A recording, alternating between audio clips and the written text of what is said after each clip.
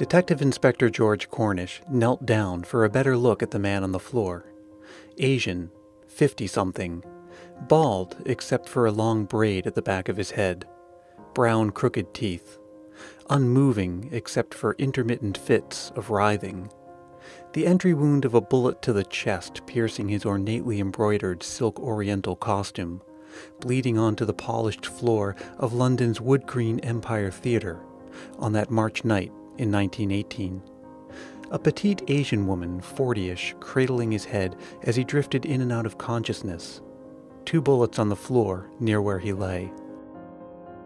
By now all of the theater seats were empty, but the Wood Green Empire was dizzy with frantic stagehands and local law enforcement and orchestra musicians who played God Save the King when the theater lights had come up, who were now just trying not to get in the way.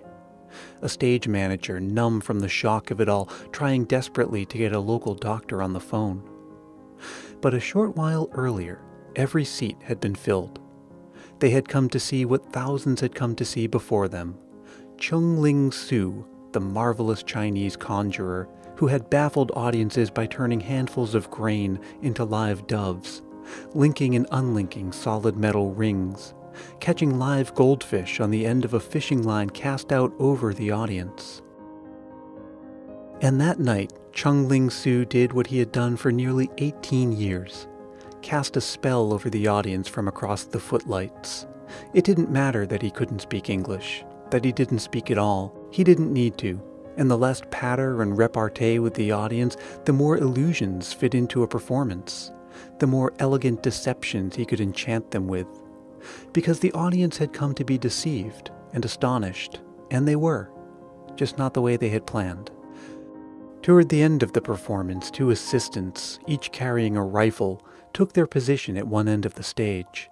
A stage assistant summoned the help of 2 members of the audience, British soldiers enjoying a little R&R, well-deserved.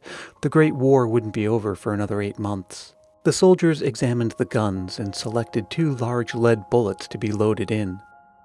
Then the magician's assistant, Sui Sin, Chung's wife, that same petite woman Cornish was now in front of, walked into the audience to have 2 more members leave unique marks on each of the bullets, so they could be identified later. The bullets were loaded into the rifles using ramrods taken from the holster tubes beneath the rifles' barrels. The magician took his place across the stage, holding in his hands a white porcelain platter with a wide outer lip and a recessed surface.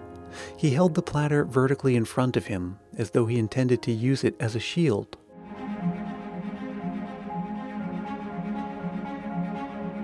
A swell of strings and timpani rose from the orchestra pit as the audience moved to the edge of their seats, acting as a single organism leaning forward, ready to see with their own eyes the famous bullet catch illusion.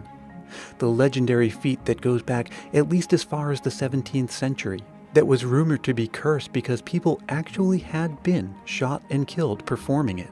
The danger was real, or was that just some rumor the show promoter started to sell tickets? Chung Ling Soo wasn't going to stop the bullets with the white platter. In the split second after the rifles fired, he would flip the plate to its upright position, and the audience would gasp to see right there, rolling madly on the platter, the marked bullets, caught from midair. He had done it countless times before, stunning audiences in London, Paris, Berlin, Brussels, Sydney, and Calcutta. The moment had come. With the marked bullets loaded into the rifles, the assistants took their aim, and another assistant gave the command to fire. The rifles cracked, and Chung Ling Soo, the marvelous Chinese conjurer, flipped the plate to its upright position. And then he fell heavily to the ground.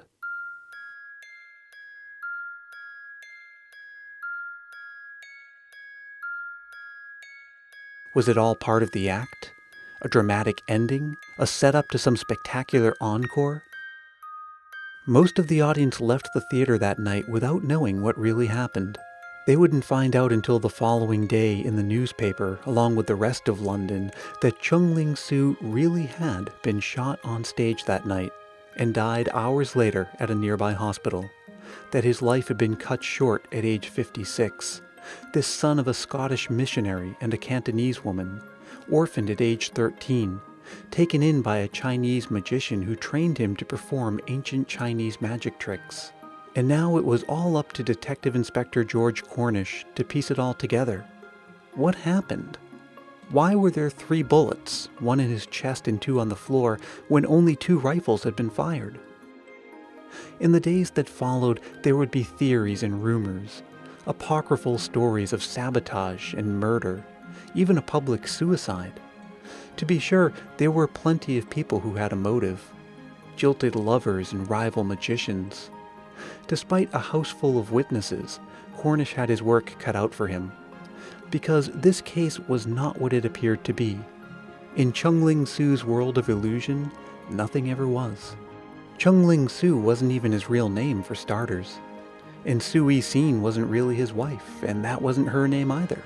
Oh, and neither of them was even really Chinese.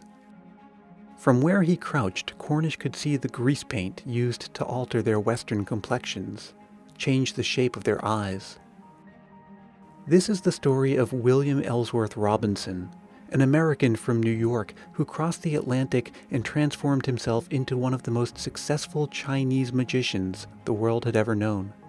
A story of double identities, family secrets, the story of an illusion that audiences witnessed for nearly 2 decades, one they didn't even know they were witnessing. I'm Brian Earl, and this is Illusion.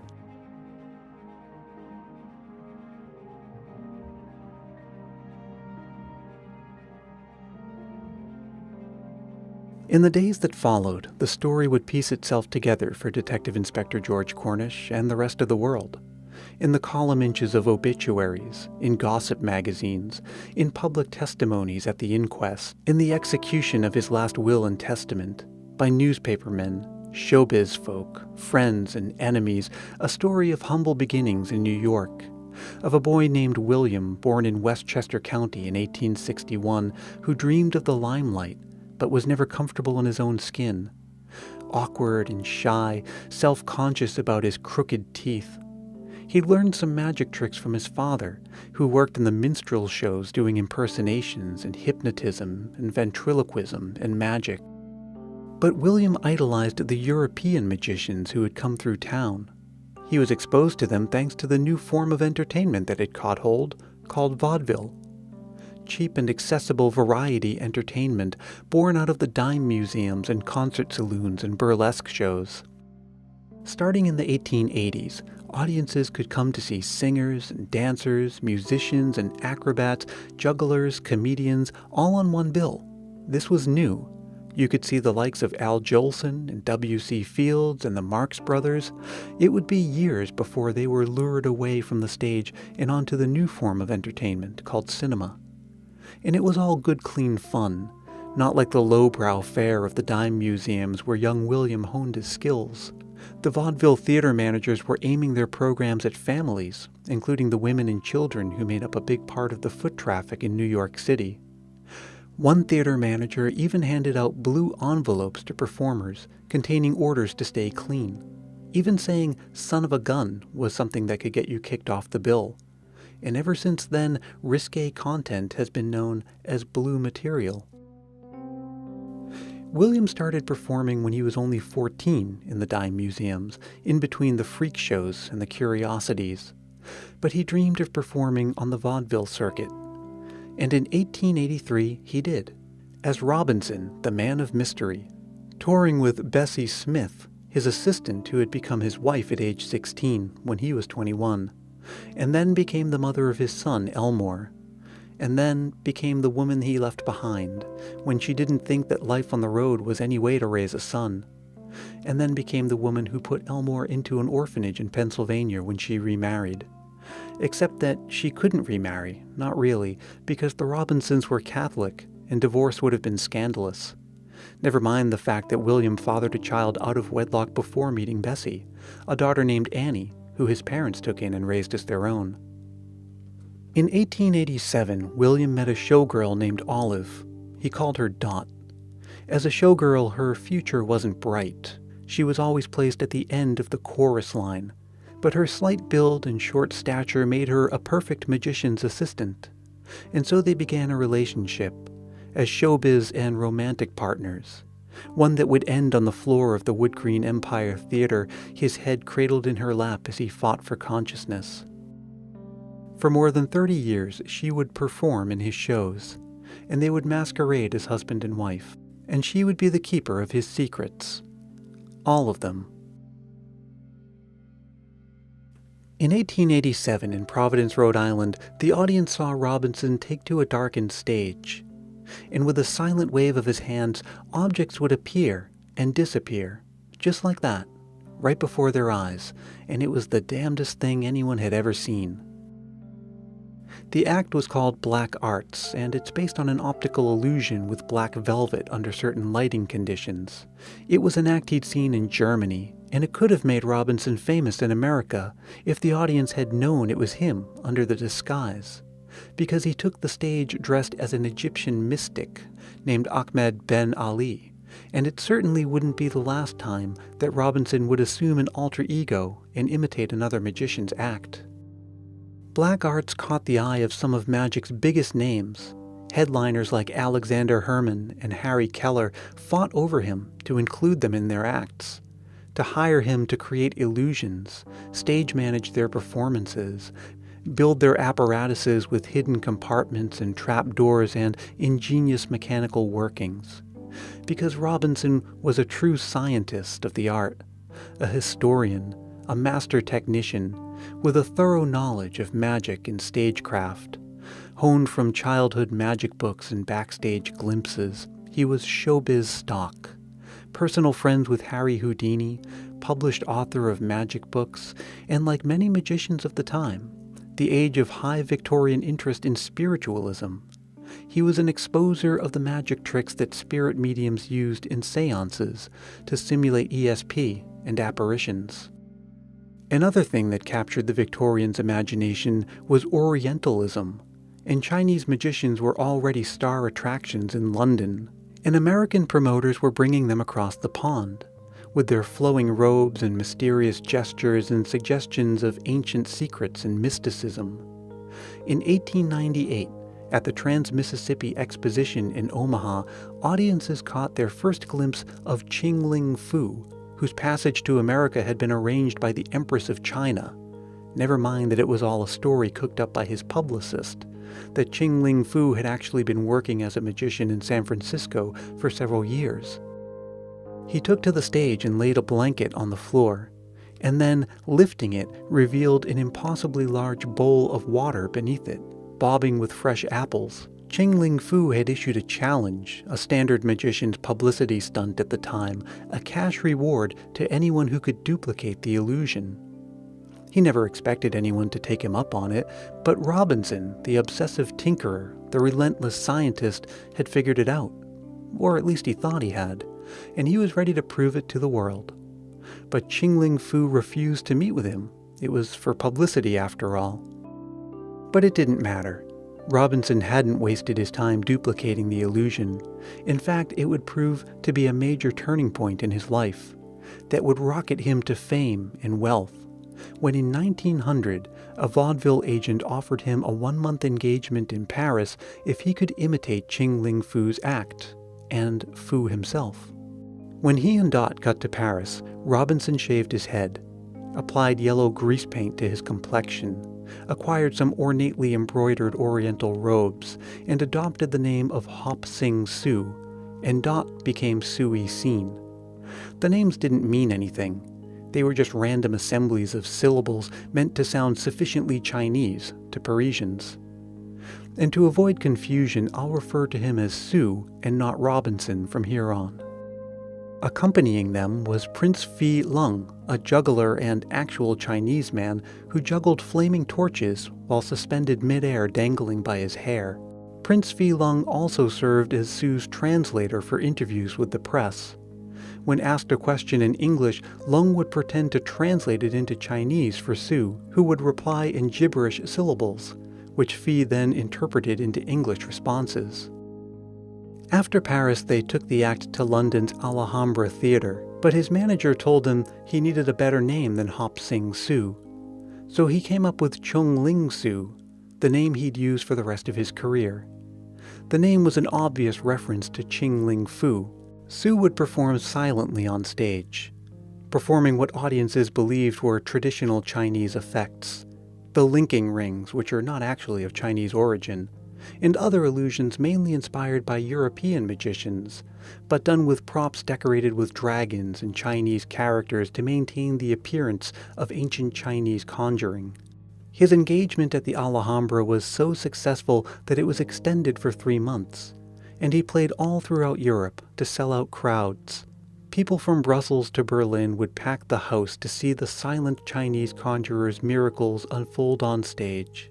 The curtain raised to reveal a chair suspended by ropes, and Soo Seen would sit in the chair, and the chair would be lifted high above the stage. From across the stage, Soo raised a pistol and fired it at the chair, and right there, in full view, Soo Seen disappeared, and the chair came crashing to the floor in pieces. His performances were so good that some people regarded him askance. Maybe he brought from the Orient other powers than those of sleight of hand. Here was a man gifted with all of the powers of necromancy associated with the dark days of ancient China, occult powers. It was even whispered that Soo had discovered a long-lost book of Confucius in the ruins of a temple, revealing certain powers he didn't dare make public, which only continued to draw the crowds and set attendance records, and it made him fabulously wealthy. At one point he even commissioned a palanquin, one of those old carriages held on the shoulders of 4 people, made of ebony and inlaid with ivory with silk cushions in the carriage, to be carried from his hotel to the theater, and people would line the streets and crowd around, hoping for an up-close glimpse of the marvelous Chinese conjurer. From stage distance, no one could tell that he wasn't Chinese. No hint of a Western complexion showed through the grease paint, and the costume and lighting and people's own notions of the Chinese took care of the rest. Fellow magicians knew the truth, of course, and so did the theater owners and the show promoters. Even a lot of the journalists were probably just playing along with the translation routine, but his cover was safe. There was money to be made, and publicity to be had, and exclusive interviews to be published if those in the know could keep their mouths shut. But there was one person who knew the truth and had good reason to want to blow Robinson's cover, in publicly exposing him as an imposter. Of course, he was Chung Ling Soo, enraged to discover that Robinson had imitated his name and act, and he was coming to London for an engagement down the street from the theater where Soo was performing. When he arrived in 1905, Chung Ling Soo told reporters that Soo was not Chinese.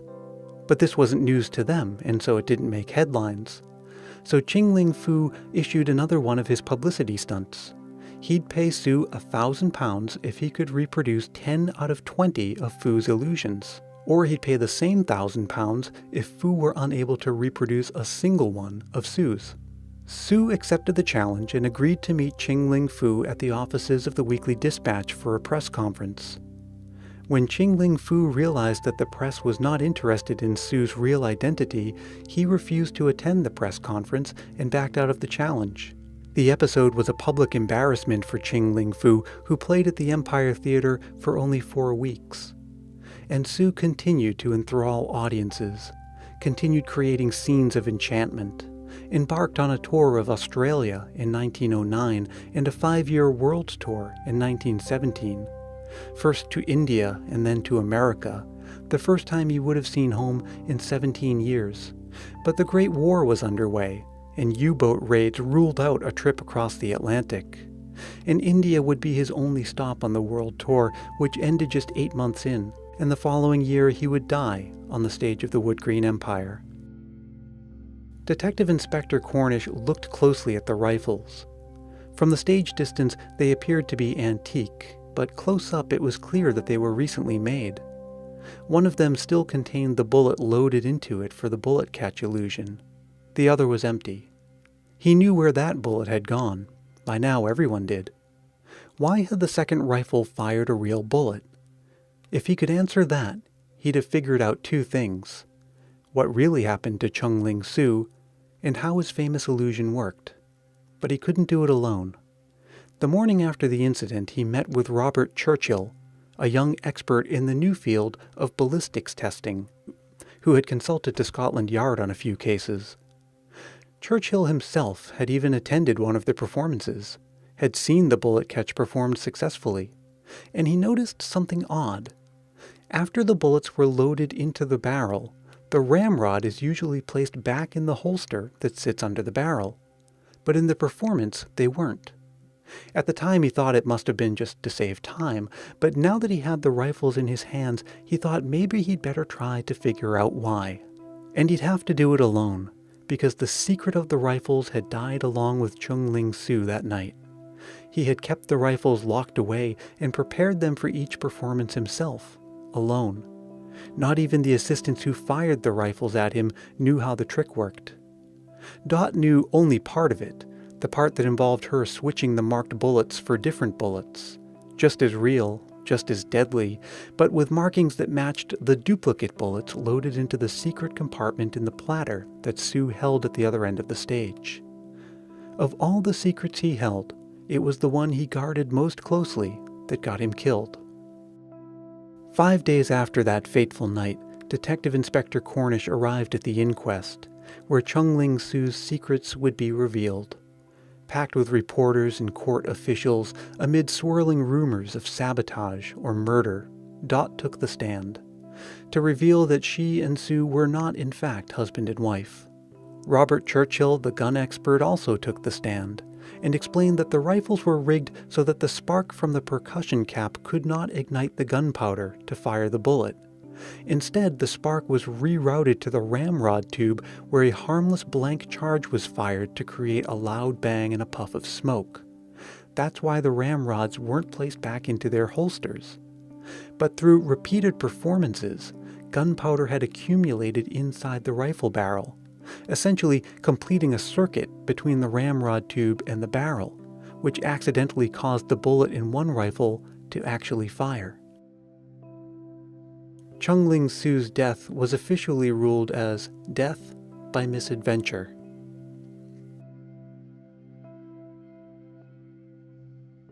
Illusion is written and produced by me, Brian Earl. Search for Illusion Podcast on Facebook, Twitter, and Instagram, and find show notes, etc. at illusionpodcast.com. Subscribe wherever you get your podcasts, and please consider leaving a review. It's a quick and painless way to show support, and it really does make a difference.